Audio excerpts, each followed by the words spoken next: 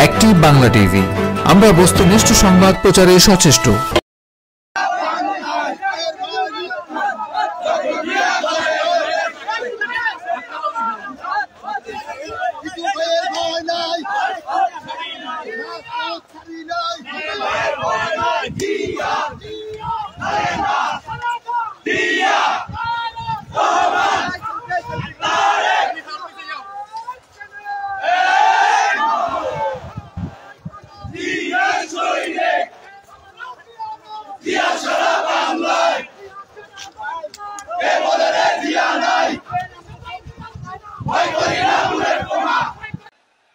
প্রিয় বাংলাদেশ, প্রিয় দেশবাসী ভাই ও বোনেরা, আজকের এই অনুষ্ঠানের সম্মানিত সভাপতি জনাব মির্জা ফখরুল ইসলাম আলমগীর, মঞ্চে উপস্থিত নেতৃবৃন্দ, সামনে উপস্থিত আমার প্রিয় সহকর্মীবৃন্দ, আসসালামু আলাইকুম। বাংলাদেশের বীর ছাত্র জনতা, নারী শিশু, কৃষক শ্রমিক, সকল শ্রেণী পেশার মানুষ, সর্বস্তরের জনগণ বিশ্বকে দেখিয়ে দিয়েছে বাংলাদেশের জনগণ বন্দুকের সামনে বুক পেতে দিতে রাজি, তবুও তারা স্বৈর শাসনকে মেনে নিতে রাজি নয়। বাংলাদেশের সবচেয়ে জনপ্রিয় গণতান্ত্রিক রাজনৈতিক দল বিএনপির পক্ষ থেকে বাংলাদেশের গণতন্ত্রকামী বীর জনগণকে জানাই আন্তর্জাতিক গণতন্ত্র দিবসের সংগ্রামী শুভেচ্ছা। প্রিয় ভাই বোনেরা, গণতন্ত্র প্রতিষ্ঠার সংগ্রামে শহীদী মৃত্যুবরণ করেছেন যারা, আহত হয়েছেন যারা, হাত পা চোখ হারিয়ে চিরতরে পঙ্গুত্ব বরণ করেছেন, দেশের গণতান্ত্রিকামী জনগণ আজীবন তাদের এই আত্মত্যাগ এবং অবদান শ্রদ্ধার সঙ্গে স্মরণ করবেন। হতাহতদের প্রতিটি পরিবারের প্রতি অবশ্যই রাষ্ট্র তার যথাযথ দায়িত্ব পালন করবে বলে আমরা বিশ্বাস করি। লাখো শহীদের বিনিময়ে অর্জিত স্বাধীন গণতান্ত্রিক বাংলাদেশের রাষ্ট্র, রাজনীতি, শাসন প্রশাসন হওয়ার কথা ছিল government of the people, by the people, for the people. অথচ গত 15 বছর বাংলাদেশে মাফিয়া শাসন চালু করা হয়েছিল। দেশে বিদেশে পলাতক স্বৈরাচার বিনা ভোটের সেই সরকারের পরিচয় হয়ে উঠেছিল government of the mafia, by the mafia, for the mafia. প্রিয় দেশবাসী, এই মাফিয়া চক্র দেশকে সর্বক্ষেত্রে ভঙ্গুর করে দিয়েছিল। আন্তর্জাতিক গণতন্ত্র দিবস উপলক্ষে বিএনপি আয়োজিত আজকের এই সমাবেশের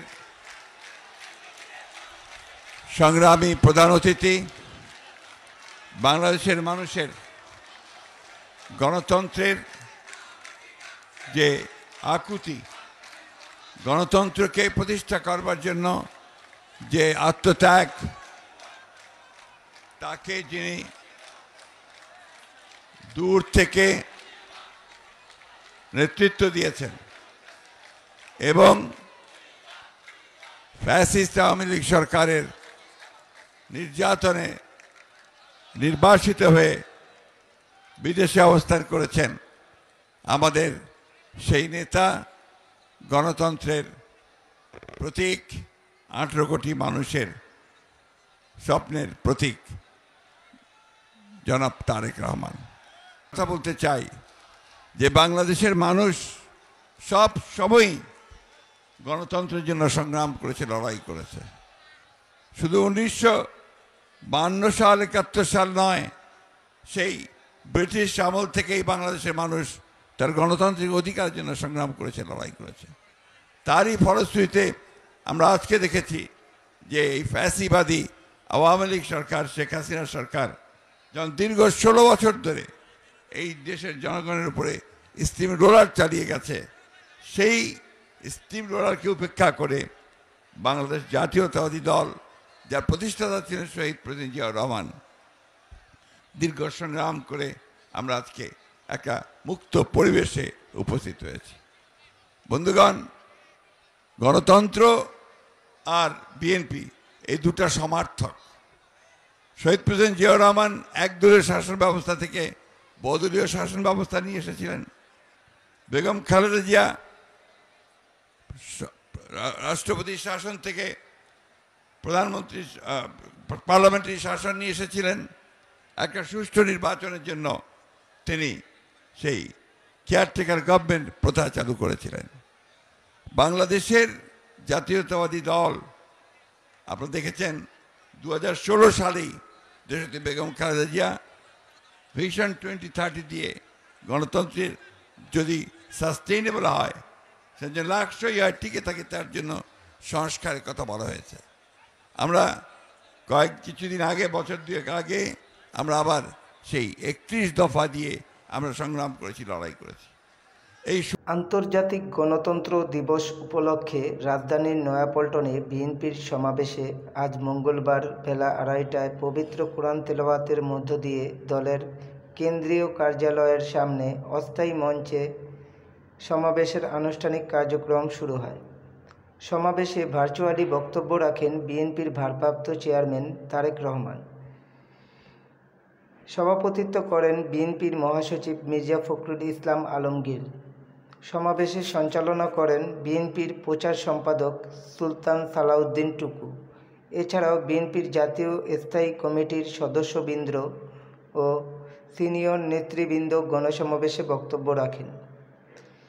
এ সময় ফতুল্লা থানা বিএনপির সভাপতি শহীদুল ইসলাম টিটু ও সাংগঠনিক সম্পাদক রিয়াজ চৌধুরীর নেতৃত্বে ফতুল্লা থেকে বিএনপি ও এর সহযোগী সংগঠনের সহস্রাধিক নেতাকর্মীবৃন্দ বিশাল মিছিল নিয়ে উক্ত সমাবেশ স্থলে উপস্থিত হন।